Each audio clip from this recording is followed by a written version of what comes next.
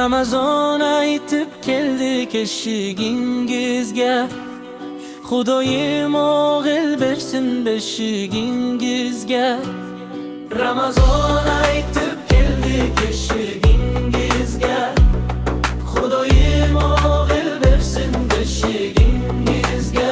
O'choqda kul, qarmonda pul, chiqara qo'ling ming so'm pul, ming so'm pulni bog'i bor, bog'ida anori bor.